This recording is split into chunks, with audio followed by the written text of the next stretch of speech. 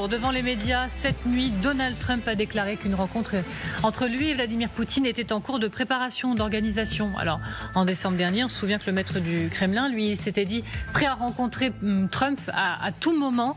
Où, quand, comment, surtout pour quel avenir pour l'Ukraine? Capitulation, cessez-le-feu, par la force comme le veut Volodymyr Zelensky? On va se poser toutes ces questions, on va surtout essayer d'apporter des réponses, toujours avec Isabelle Saporta, avec Philippe Val, avec Guillaume Roquette, et nous serons rejoints dans quelques instants par Yves Bourdillon, journaliste au service international des Échos et très très fin connaisseur de la Russie.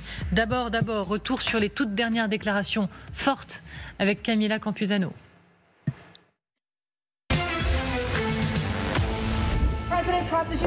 Donald Trump face à Vladimir Poutine, la rencontre semble se préciser. Le président Poutine veut qu'on se rencontre. Il l'a même dit publiquement et nous devons mettre fin à cette guerre. Il veut qu'on se rencontre et nous sommes en train d'organiser ça. On a beaucoup de rendez-vous programmés avec beaucoup de monde, mais je préfère attendre après le 20 janvier. Déclaration hier soir, mais rien de concret pour l'instant. Quelques heures plus tôt, le porte-parole du Kremlin réfutait tout rapprochement avec Donald Trump. Il n'y a eu aucune demande, mais pour des raisons évidentes, il est probablement plus raisonnable d'attendre qu'il prenne ses fonctions. Au cas où la volonté politique de reprendre les contacts persisterait après l'investiture, le président Poutine ne pourra que s'en féliciter. La dernière entrevue entre les deux hommes remonte à 2018 à Helsinki. Depuis la réélection du milliardaire, la porte est ouverte du côté de Moscou. Vladimir Poutine l'a répété à plusieurs reprises, encore une fois en fin d'année lors de sa séance annuelle de questions-réponses télévisées. Je ne lui ai pas parlé depuis plus de 4 ans. Je suis prêt à le faire, bien sûr, à tout moment. Volodymyr Zelensky, lui, se prépare. Dernière rencontre du groupe de contact des soutiens militaires de Kiev avant l'investiture de Donald Trump. Les objectifs de Poutine restent inchangés. Il veut détruire totalement l'Ukraine et nous briser tous, vous et nous. Le président américain élu a promis la fin de la guerre en 24 heures pendant sa campagne. Son envoyé spécial pour l'Ukraine, Keith Kellogg, temporise. Il se donnerait plutôt un délai de 100 jours maximum pour parvenir à un accord de paix. Bonjour Yves Bourdillon, merci beaucoup d'être avec nous en direct. Vous êtes journaliste au service international des Échos et vous êtes particulièrement intéressé par l'actualité russe, très fin connaisseur de cette actualité. Merci beaucoup d'être avec nous.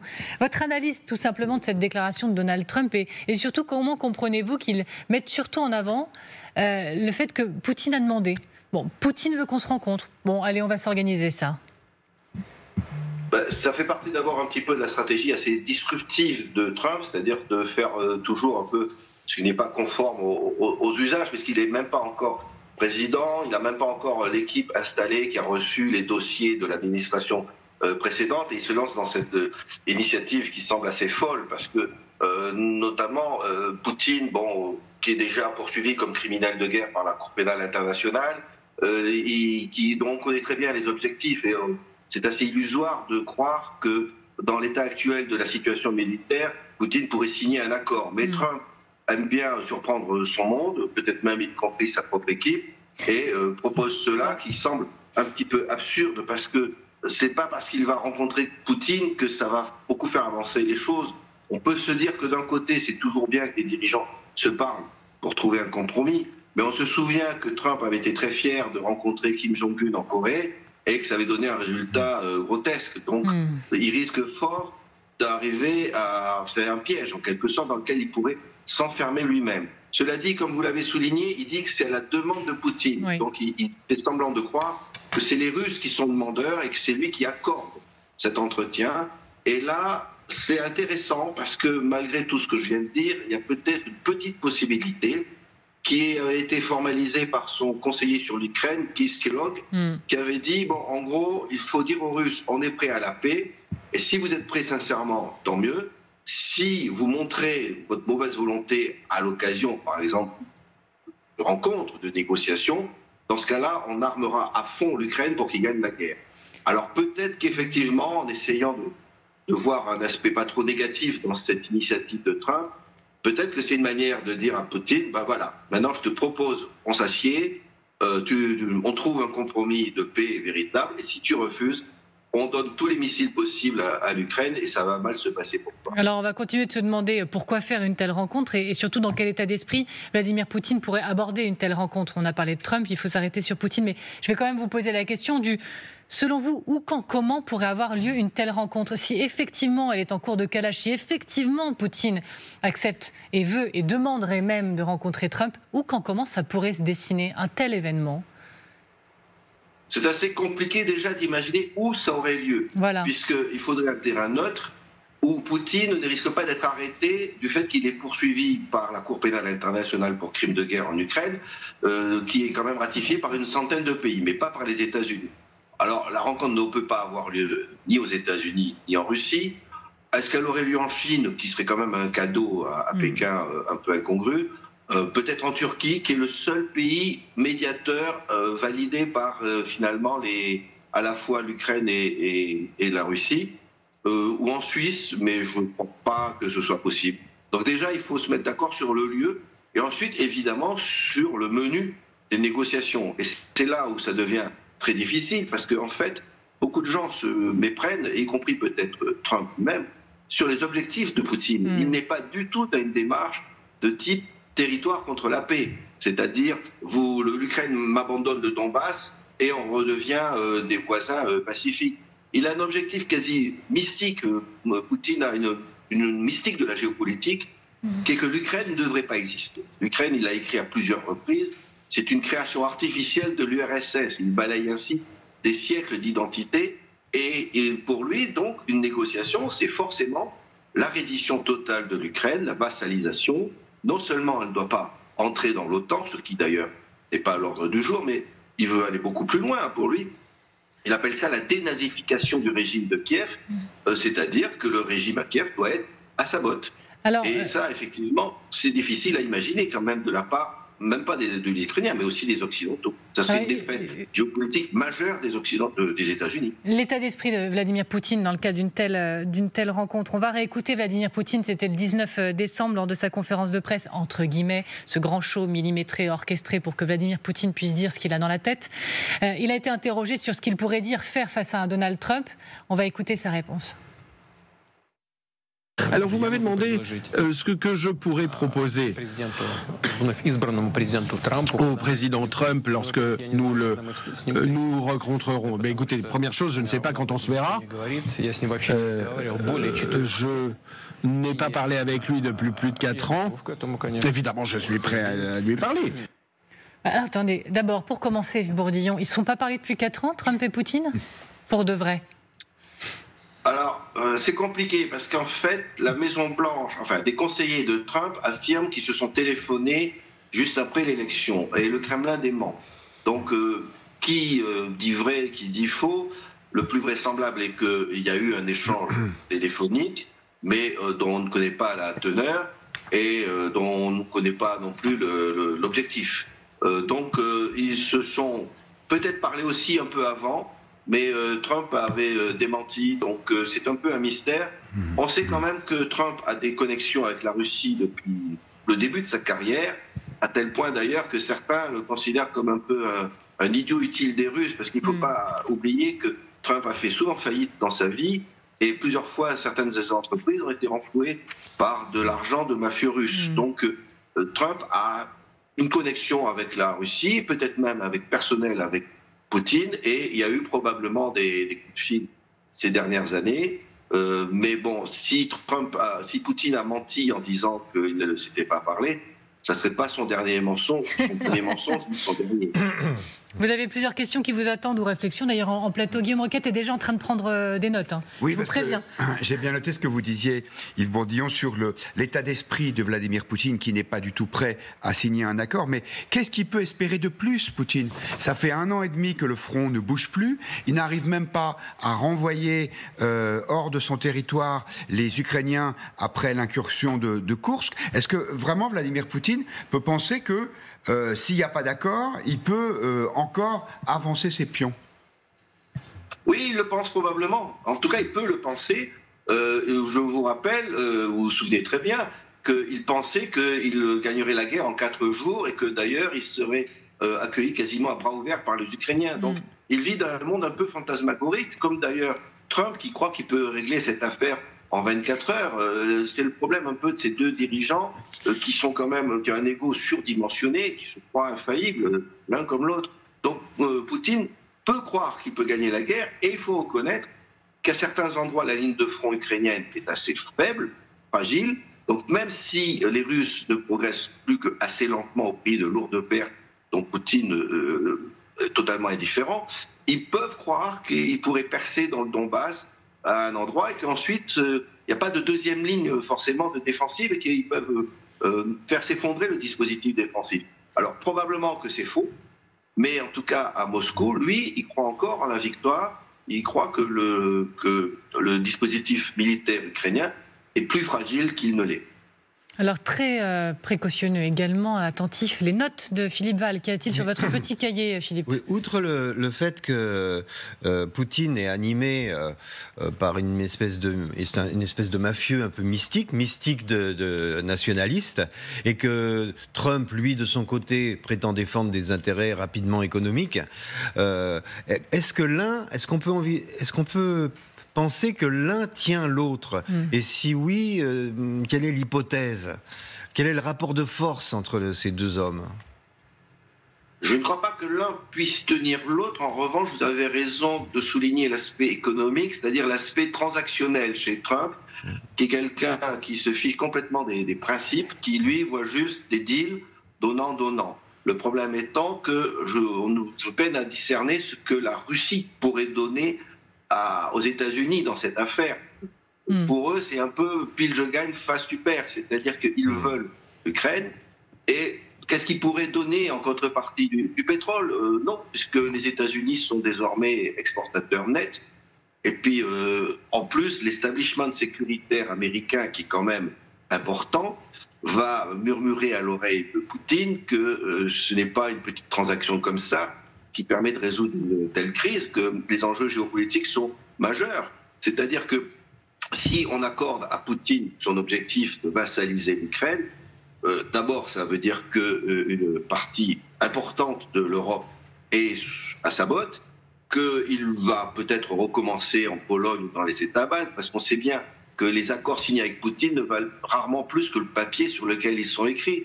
Je vous rappelle que la plupart des traités entre la Russie et l'Ukraine ont été déchirés, qu'il y avait eu un accord, le mémorandum de Budapest en 1996, par lequel l'Ukraine abandonnait les armes nucléaires héritées de l'URSS en échange de garanties sur sa souveraineté et ses frontières, qui ont été piétinées.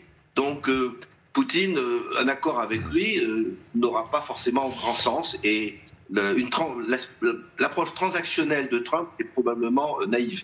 Est-ce que je peux insister quand même sur ce point est-ce que Poutine tient Trump? Vous vous souvenez forcément du film d'investigation formidable de Antoine Vidkin intitulé Opération Trump, les espions russes à la conquête de l'Amérique. Il était venu sur ce plateau et il nous avait expliqué dans quelle mesure potentiellement les Russes et Poutine avaient des éléments compromettants sur Trump, lui mettant ainsi la pression. Regardez, on se souvient. Peut-être les Russes détiennent des choses qui pourraient être compromettantes, et donc peut-être que Trump ressent cette pression. Mais par ailleurs, les Russes ont également compris que Trump est quelqu'un qui fonctionne à l'intérêt, qui comprend qu'il peut avoir des intérêts convergents avec Poutine, notamment des intérêts idéologiques. Il est isolationniste, il veut se désengager des affaires du monde. Je crois que Trump et Poutine ont quelque chose en commun, c'est qu'ils n'aiment pas l'Europe. Ils veulent affaiblir l'Europe, ils veulent découpler l'Europe de l'Alliance Atlantique dans les deux cas. Trump est au minimum sous l'influence des réseaux russes, ce qui est assez inquiétant à la perspective de son retour au pouvoir. Peut-être les Russes détiennent des choses qui pourraient être compromettantes et Trump ressent cette pression. Vous ne retenez pas du tout cette possibilité?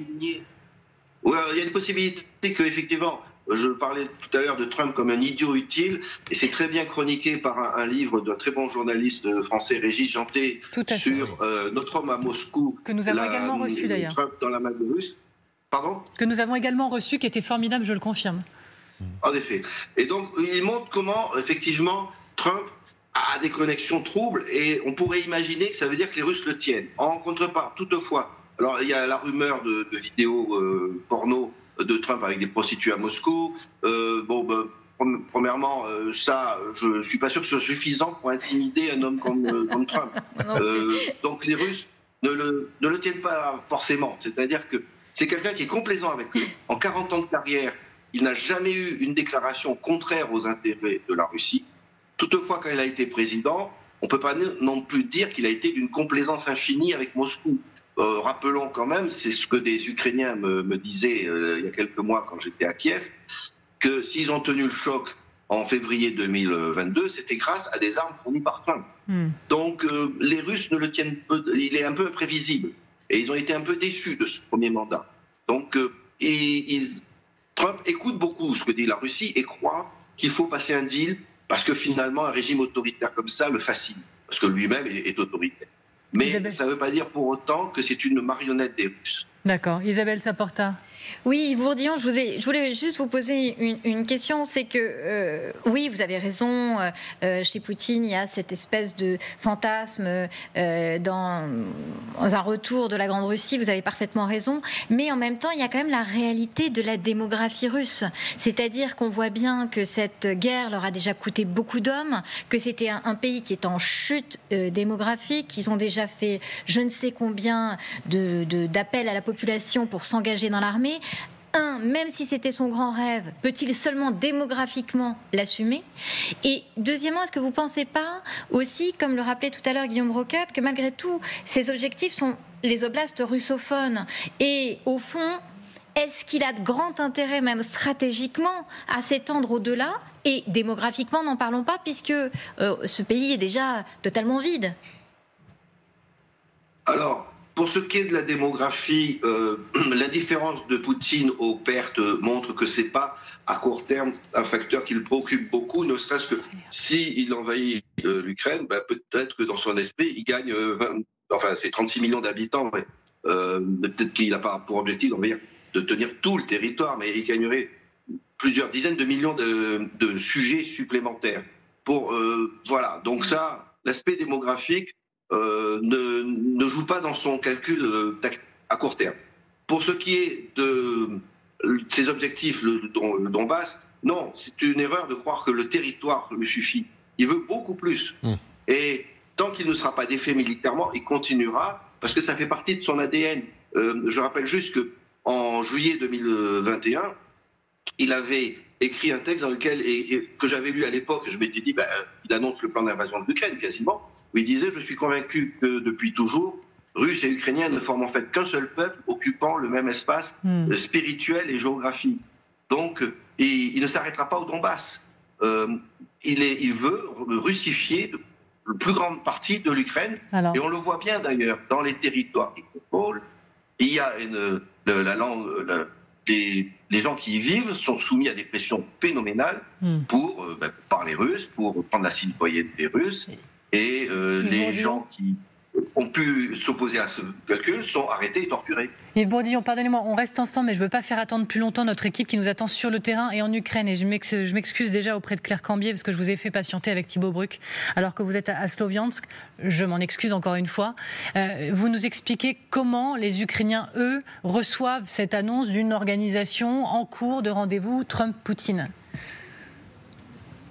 Honnêtement, les habitants que l'on croise ne savent pas du tout à quoi s'attendre. Que Trump parvienne à arrêter la guerre, certainement, mais sous quelles conditions, c'est là la grande inconnue. Pour le moment, ils en ont bien conscience. Poutine n'accepte aucune concession. Ils nous le disent. Ce qu'ils souhaitent, c'est une reddition de l'Ukraine, qu'elle abandonne les 4 de ses oblasts. Vous en parliez en plateau, qu'elle renonce à adhérer à l'OTAN et qu'elle ait une armée réduite en nombre et en armement. Et ça, il s'y refuse. Zelensky en a d'ailleurs parlé ces derniers jours. Il y a énormément de soldats, d'habitants qui nous disent mais c'est bien la Russie l'agresseur, c'est elle qui nous a attaqués. Alors oui, pour faire la paix, mais une paix juste, et ils souhaitent notamment des garanties pour leur sécurité, éviter qu'une nouvelle guerre ne se déclenche à l'avenir. Est-ce que Trump pourra faire évoluer Poutine sur ces points? Eh bien, on le verra dans le futur. Les Ukrainiens, en tout cas, ont toujours espoir voir que les alliés ne les abandonnent pas du jour au lendemain.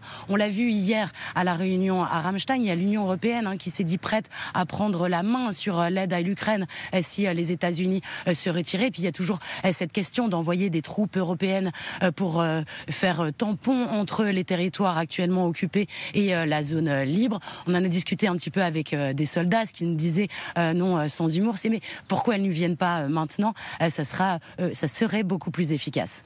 Merci beaucoup Claire Cambier, merci également à Thibaut Bruck, à Sloviansk pour nous ce matin. Merci beaucoup. Oui, Guillaume Roquette, vous aviez encore une question pour Yves Bourdillon. Oui, je voulais vous poser une question sur le rôle que jouent les sanctions occidentales dans une éventuelle discussion. Est-ce que effectivement la Russie est très affaiblie par ces sanctions et que ça peut inciter Poutine à bouger? Et est-ce que ça peut être un élément dans la main de Trump de dire si vous acceptez de vous montrer coopératif, on lève ou en tout cas on diminue les sanctions? Alors, vous avez raison d'évoquer les sanctions comme éventuellement un levier de négociation. Cela dit, Poutine est plutôt indifférent aux questions économiques par rapport à ses priorités qui sont militaires et géopolitiques. Mais c'est vrai que l'économie russe est dans un état assez catastrophique apparemment, malgré les chiffres où on parle de la croissance du PIB, mais c'est parce que toute l'activité économique est consacrée à l'armement. Mais en fait, les industriels russes souffrent énormément. Les taux d'intérêt sont actuellement de 23%. Vous ne pouvez pas investir avec des emprunts aussi chers. Donc l'économie russe est à 2 doigts de l'effondrement total d'ici 1 an. Cela dit, on a cru au début que les sanctions feraient bouger la Russie. Il y avait même des ministres français qui disaient que ça mettrait l'économie russe à genoux. Et ça ne s'est pas passé pour une raison simple, c'est que c'est un pays qui est d'une résilience assez prodigieuse. C'est-à-dire que même s'ils souffrent, ils serrent les dents et ils peuvent continuer. Donc là, on a l'impression qu'il y a des choses sur le plan, à la fois le rouble est au plus bas depuis des années, les taux d'intérêt très élevés, l'activité économique très affectée dans de nombreux secteurs. Et si ça se trouve, ils vont quand même tenir encore des mois, voire 2 ans, et d'ici là, espérer gagner. Pardon, donc, question bonus. Que Poutine ne cède pas là-dessus. Et question bonus, Yves Bourdillon, comment on existe, nous, au milieu de tout ça? Parce que c'est les réunions qui se passent entre eux. Enfin, entre eux, pas tout à fait, parce que la dernière rencontre au sommet dans ce conflit, c'est Emmanuel Macron avec Donald Trump et Volodymyr Zelensky. Mais bref, hier, Emmanuel Macron, il est avec Keir Starmer en Grande-Bretagne, et ils disent il faut soutenir l'Ukraine. Mais derrière, comment on existe dans la suite de ces discussions? Et Jean-Noël Barrot, d'ailleurs, je fais la promo pour l'antenne, c'est l'invité de Margot Haddad à 20h sur LCI. Il fait comment pour exister, pour faire entendre la France, la voix de la France aujourd'hui dans tout ça? C'est très difficile parce qu'en situation de guerre, c'est les armes qui déterminent tout. Or, actuellement, qui fournit l'essentiel de l'armement à l'Ukraine et qui a moyen, en réduisant cela, d'amener l'Ukraine à des concessions majeures? Et qui peut faire peur à la Russie? C'est les États-Unis. C'est tout. Hier, Kaja Kallas, la chef de la diplomatie européenne, disait si les États-Unis arrêtent, nous, on prendra le relais. Mais c'est une illusion parce que la base industrielle européenne, quoique puissante dans certains secteurs, et il faut reconnaître aussi que l'Ukraine commence à se doter de capacités de construction de drones majeures, mais n'est pas à la hauteur pour fournir ce qu'il faut. Donc nous, on existe difficilement, il faut l'admettre. Parce que d'abord l'Europe a un peu de mal à parler d'une seule voix. Depuis le début, il y a quand même des pays qui sont des soutiens clés de l'Ukraine, à savoir la Pologne, les États baltes, plus en dehors de l'Union européenne, le Royaume-Uni. Et puis il y a un pays, l'Allemagne, qui est très réticent, qui a peur de franchir toutes les lignes rouges. La France, qui était plus proche de l'Allemagne au début, mais plus ferme depuis quelques mois, entre les deux en quelque sorte. Donc l'Europe ne pèse pas dans l'industrie militaire suffisamment et peine à avoir une position commune. Et de toute façon, il y a une tradition en Russie que et aux États-Unis, pour des questions majeures, il n'y a que eux qui comptent.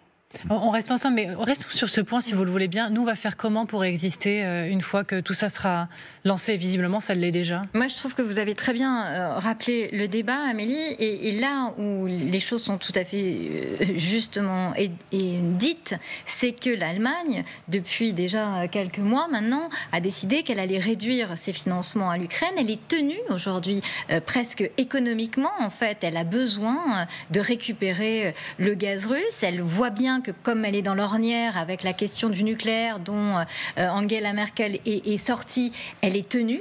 Économiquement, elle est tenue aussi avec politiquement, puisque l'AfD monte et l'AfD a toujours été russophone et on se rend compte que de plus en plus russophile, pas russophone, tu as raison, excuse-moi, russophile, et on se rend compte qu'une partie de plus en plus importante des Allemands sont au fond, dans une volonté de l'arrêt de ce conflit. Or, sans l'Allemagne, enfin sans couple franco-allemand, je ne vois pas comment on fait entendre notre voix. Par ailleurs, comme le rappelait tout à l'heure Guillaume, la France est totalement affaiblie. Donc, oui, vous avez raison, je comprends que pour le ministre Barrot, ce soit très compliqué, ce sera très intéressant de l'entendre ce soir. Mais comment se fait-on entendre dans un pays qui n'arrive pas à adopter son propre budget et dont finalement le président subit une cohabitation qu'il a lui-même engendrée. Philippe et Guillaume.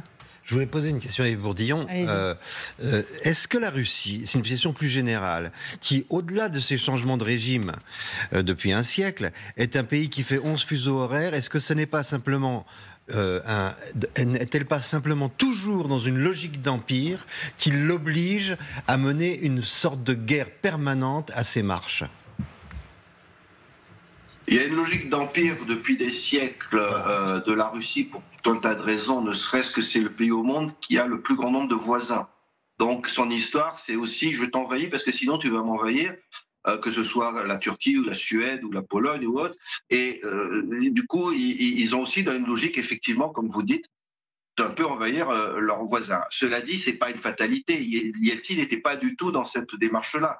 C'était même le chef d'État russe le plus pro-occidental depuis probablement Catherine II. Donc c'est simplement que Poutine, lui, incarne une certaine grille d'analyse du monde qui effectivement est un bon voisin est un voisin vassalisé. Et donc de ce point de vue-là, c'est pour ça qu'il ne se contentera pas du Donbass et que c'est pas tellement en termes de territoire, parce que c'est tout petit quand même, pour comme vous dites, un pays qui est sur 11 fuseaux horaires. Ça leur apporte quoi d'avoir quelques centaines de milliers de kilomètres carrés de plus? C'est en termes de sécurité, c'est un pays qui est paranoïaque. Voilà, c'est avec tout le respect qu'on doit aux Russes par ailleurs, qui est un peuple qui a énormément d'autres qualités, mais c'est vrai que l'histoire les amène à considérer que il faut prendre des sécurités et qu'un voisin qui se tourne vers l'Ouest, c'est inadmissible, surtout un pays comme l'Ukraine qui est quand même à la base de leur civilisation historique. Merci beaucoup Yves Bourdillon d'avoir été avec nous, d'avoir répondu à nos questions. Elles étaient nombreuses, passionnées.